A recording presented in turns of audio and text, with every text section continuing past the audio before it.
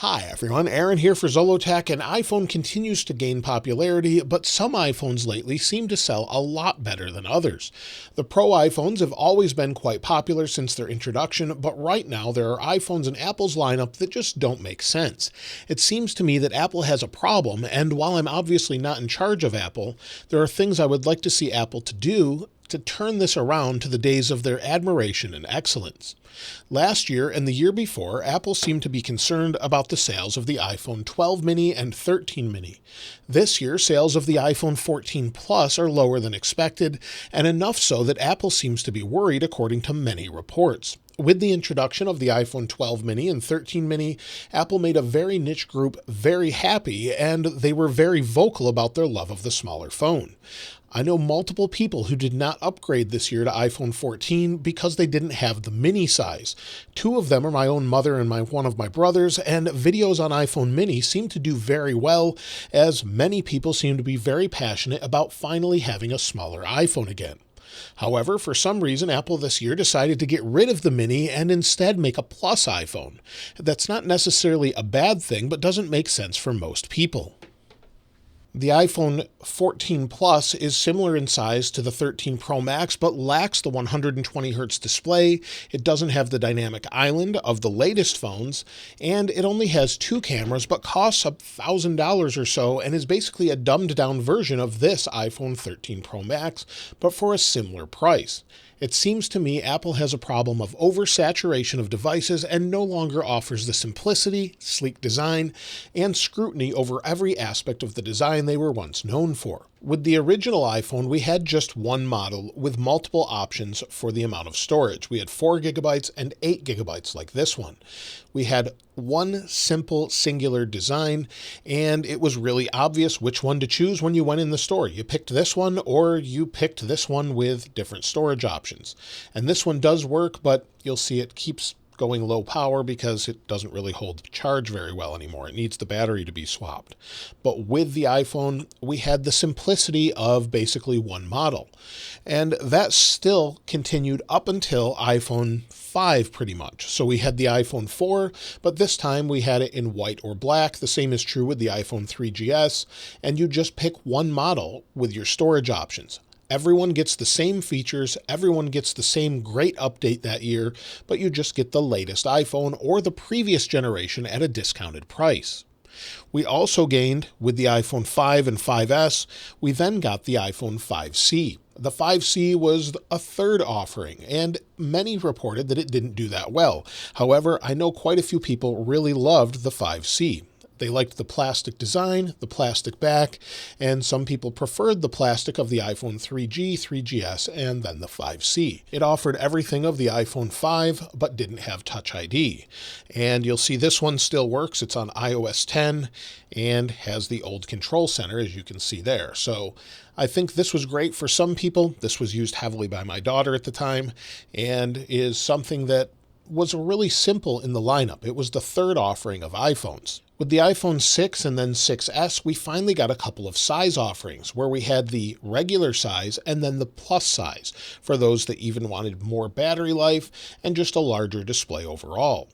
Apple would previously discount the last year's model and keep them in the lineup for a year or so and give them those options as a cheaper alternative.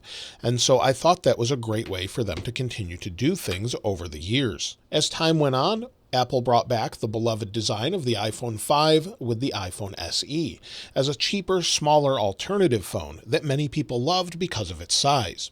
Then we had the controversial iPhone XR. When Apple started offering the iPhone XR, a lot of people were quite vocal about the display specs and more, but it turns out it was one of the best-selling iPhones and met a price point that was better than before. It didn't have the OLED displays, and it also offered something that was a little bit better than the previous generation of phones and current generation with its larger battery, offering better battery life. It was more simple, but had Face ID and one simple camera, and was basically the phone a lot of people picked for its overall price. We started with one option, then we had two, then 3, now we have 4, and sometimes a 5th in the middle of the year with an iPhone SE, like we had previously in 2022. So we had the iPhone SE that brought some nice features with a newer processor, but is still offering Touch ID and an older frame design that we had with previous phones that's a little bit smaller. Now, I understand Apple is trying to reach certain price points every single year. Apple should have kept the iPhone 8 and 8 Plus offering a steep, significant discount with multiple sizes like we had before, and then just continue supporting them for years. I know that can be difficult with software, but it's something I think they should have done. And so with that, this year, it was almost a slap in the face compared to what we had last year.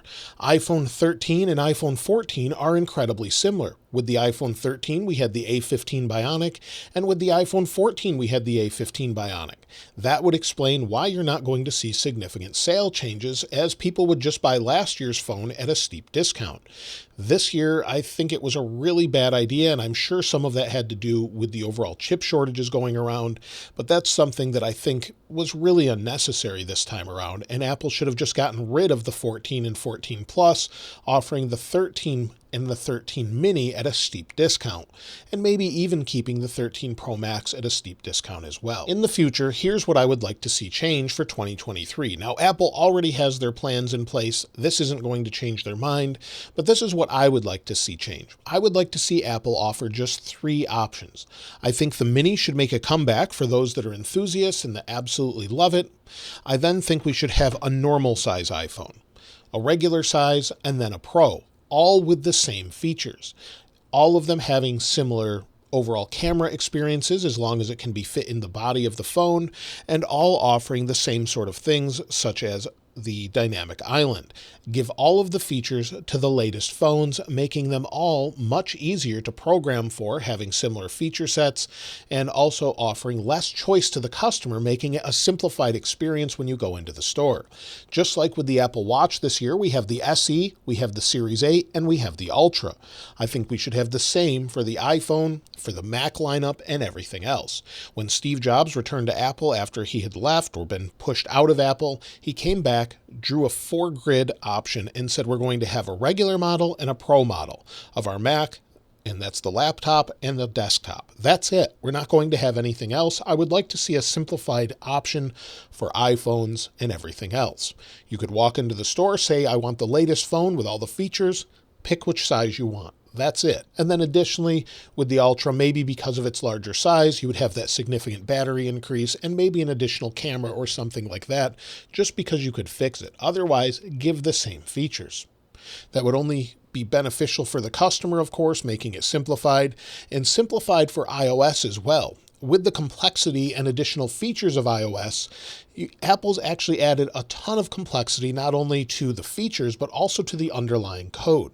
When you have to span those features over 4 separate devices with different internals, you again add complexity. And then to meet the demand needed to supply waiting customers for the latest iPhones they upgrade to each year, Apple has to sort the parts from multiple vendors. This means the iPhone 14 Pro Max could have slight variances to parts, such as the display from a different manufacturer, slightly different chipsets inside, whether that be who's manufacturing the modems, and they have to account for all of those variances.